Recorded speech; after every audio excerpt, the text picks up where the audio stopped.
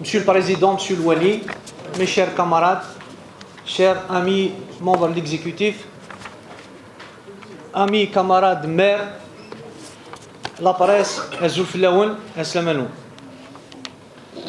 je vais participer au débat de cette assemblée avec mon humble intervention et contribution dans laquelle j'expose notre vision, notre démarche dans la gestion de ce secteur qui est la jeunesse et des sports. L'API de Tizi Ouzou se réunit aujourd'hui en session ordinaire sur la question de la jeunesse et des sports, notamment en ce qui concerne le bilan général de la DGS dans ce domaine d'activité. Deux rapports sont rédigés séparément à ce sujet, l'un par la DGS elle-même, établissant un état des lieux sur la question, et l'autre par la Commission des affaires sociales, culturelles et WACF, jeunesse et sport, relatant ses constatations lors de ses visites d'inspection et des infrastructures relevant de cette direction de Wilaya. L'intérêt que doivent susciter ces deux rapports au sein de cette Assemblée est de savoir si ce secteur de la société civile est considérablement doté en moyens infrastructurels, humains et matériels, et qu'il produit effectivement du fait de sa gestion les résultats attendus et espérés par la population juvénile, dans sa grande majorité autant masculine que féminine.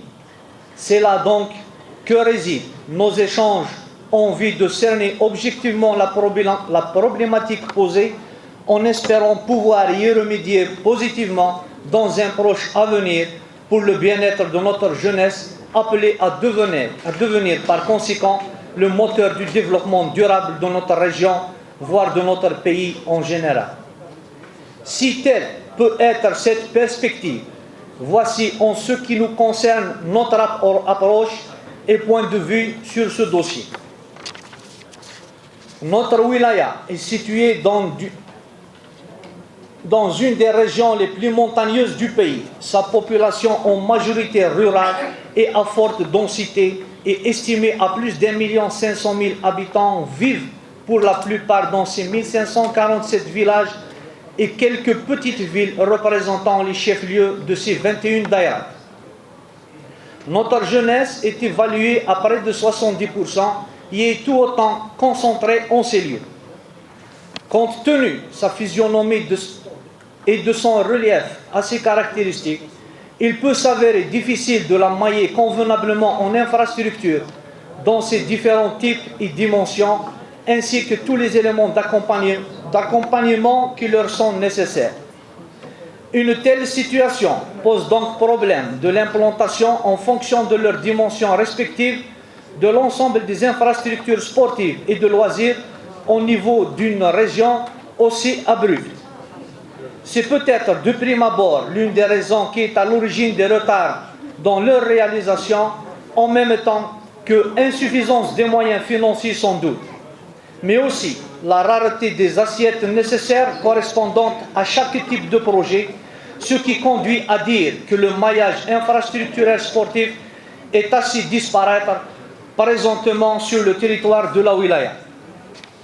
Les données statistiques fournies par la DGS font état d'un patrimoine équivalent à 162 unités couvrant la wilaya et destiné à l'ensemble des activités sportives, culturelles et de loisirs au profit de la population, toutes disciplines confondues. Cela reste très en deçà des besoins de la population, sachant qu'au minimum, chaque village, sinon chaque commune devrait disposer d'au moins d'une aire de jeu, soit environ 1500 unités au lieu de 134. Chaque daïra devrait disposer d'une piscine, soit 21 unités au lieu de 6. Et 21 complexes sportifs de proximité au lieu de 14. 21 salles omnisports au lieu de 13. Si l'on considère la nécessité de la pratique sportive de proximité comme étant une donnée favorable à l'essor et l'épanouissement de la jeunesse sans distinction ni discrimination, il faut stratifier les projets au plus près du citoyen, c'est-à-dire à partir du village ou du quartier. Apparemment, c'est le schéma qui semble avoir été adopté en ce qui concerne les maisons, auberges et foyers de jeunes, qui totalisent 60 unités, ainsi que les stades communaux au nombre de 53.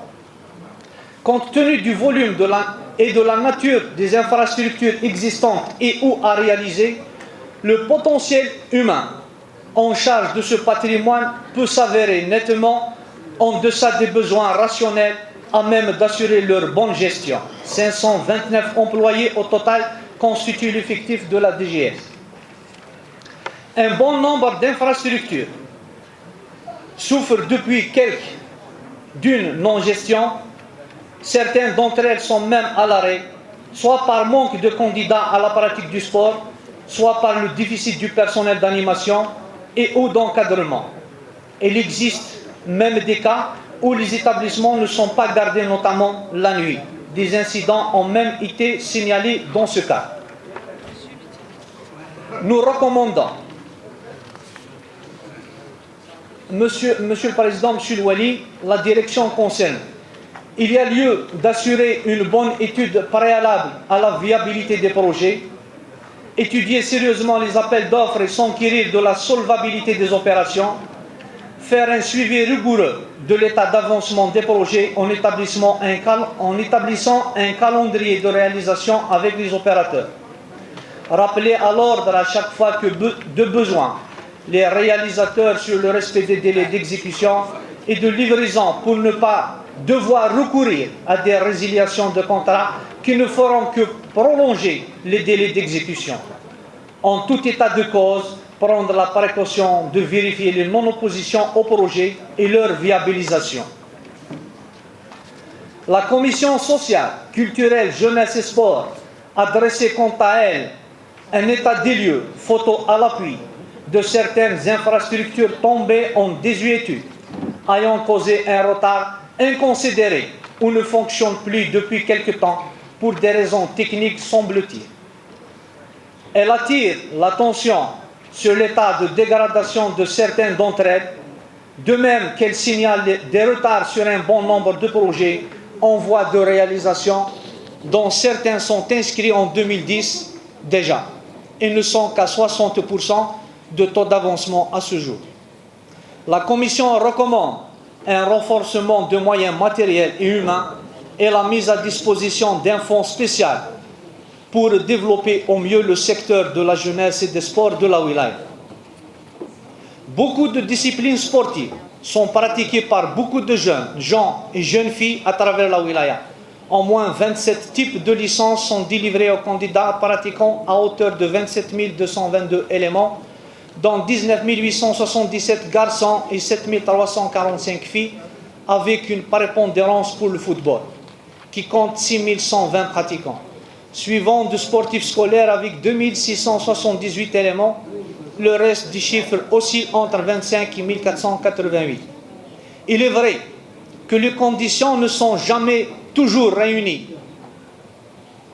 pour mener à bien toute mission de progrès et de développement. Néanmoins, il est impératif de s'interroger sur la nature des manques, les raisons d'un non-fonctionnement, d'insuffisance d'animation, de motivation, d'engouement et de résultats et agir en conséquence.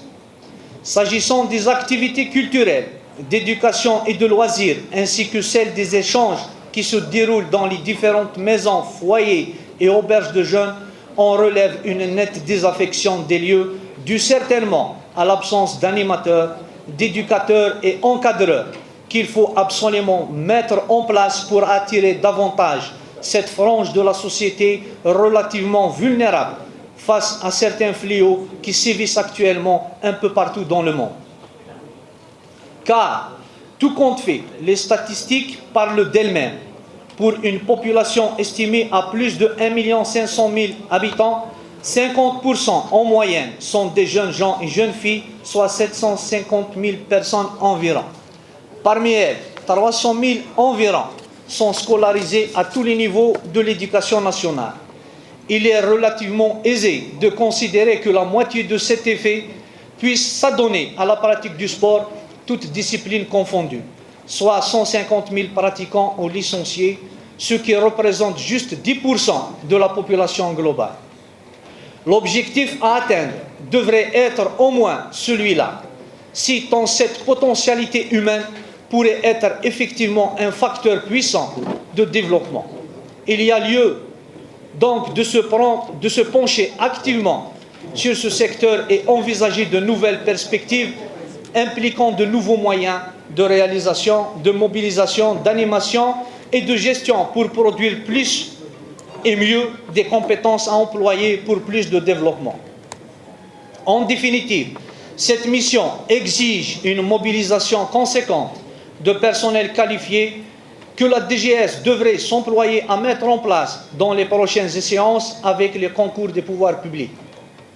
Il est à souhaiter que M. Louali et le président de cette Assemblée puissent mettre à profit leurs efforts dans la contribution au processus de développement, d'encouragement, de protection et de bien-être de cette frange juvénile de notre société, sujette à des tentations néfastes, autant pour elle-même que pour le reste de ses concitoyens. Je vous remercie de m'avoir écouté. J'espère être clair et contribuer avec mon humble avis pour le développement de ce secteur qui est important, au même titre que les autres secteurs. Je vous remercie.